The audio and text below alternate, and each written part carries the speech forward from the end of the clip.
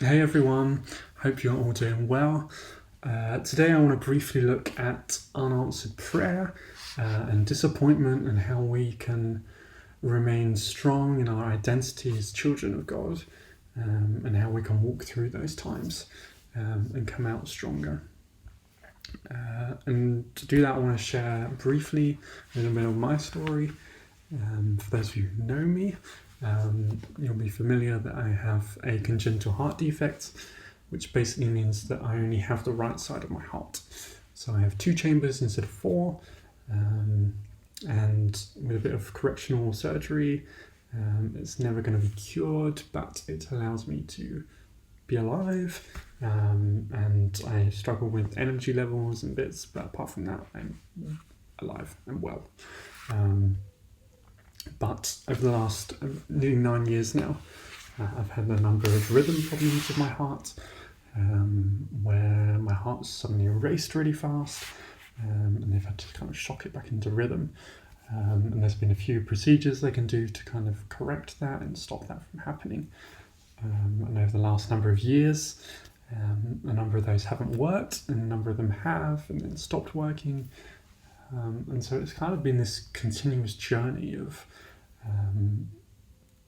in some ways, incredible highs of things going well, and then incredible lows where you go through a long surgery to find that it didn't work, and it was kind of a waste of time. And I've noticed my faith has, rightly or wrongly, been affected by this, and yeah, there have been times where I've questioned, where I've wondered whether God loves me, where I wondered whether God actually heals people, whether these are just made up stories that we believe in. And I've come to a place where obviously I believe in God and I believe that He can heal people, but I haven't seen that in my own life. And I found incredible comfort from reading the Bible to know that it's not a book full of happy people at times. We look at the book of Ecclesiastes, that is not a cheerful book. The story of Job, he's a guy who does well in the eyes of the Lord, and just life just comes crumbling down on him. In the Psalms, there's a psalm where the psalmist says, "How long, O Lord, will you hide your face forever?" And even Jesus, when he's in the Garden of Gethsemane, we see him wrestling with God. And in Mark it says, Jesus says to his disciples, "My soul is very sorrowful, even to death."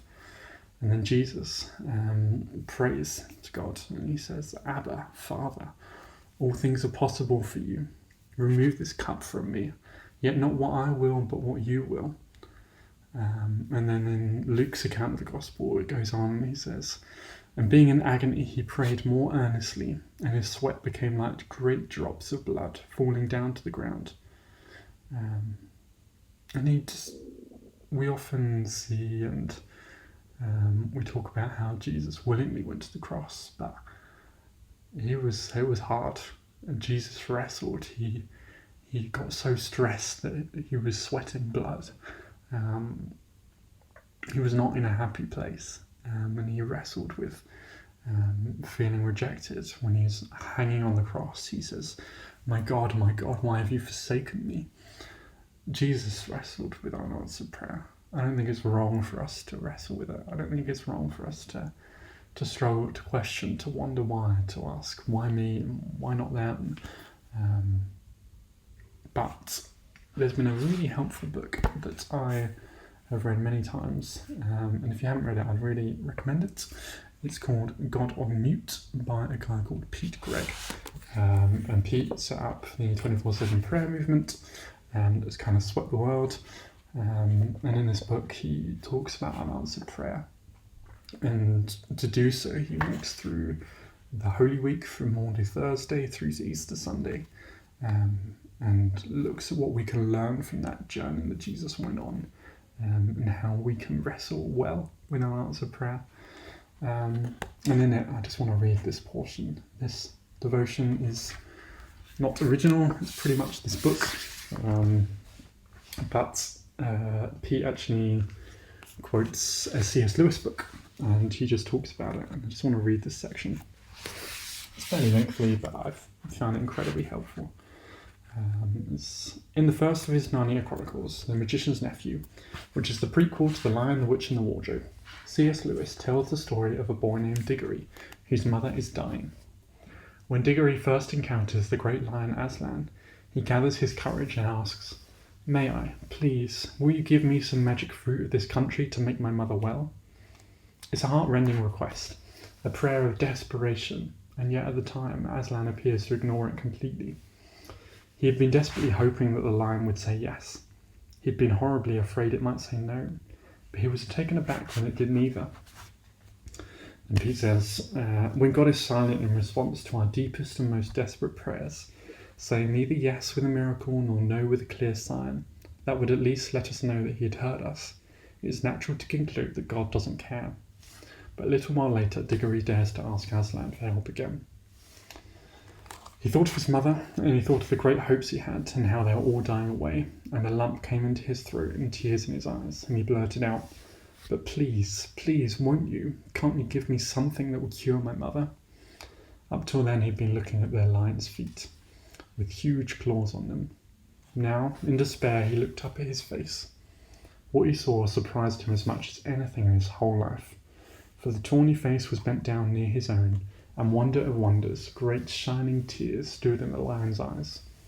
They were such big, bright tears compared with Diggory's own, that for a moment he felt as if the lion must really be sorrier about his mother than he was. Diggory's prayer remained unanswered, but everything had changed. Now he knew that the great lion in whom all his hopes were resting truly cared.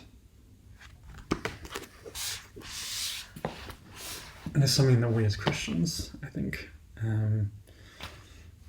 need to remember, that who we're praying to, who it is who we're trusting in, and that he is a God who cares, and a God who loves us, and a God who's for us.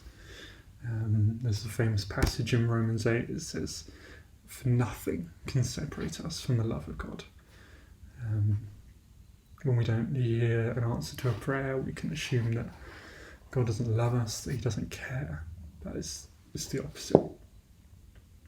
The one thing we can hold on to, the one thing that never ever changes, the one thing that's consistent, that remains true, is that God loves us, that he is for us, that he wants good things for our lives. And so for me, I don't know what my life's going to look like in the future. I don't know whether I'll be healed one day. I don't know what my heart condition is going to look like in 5-10 years' time.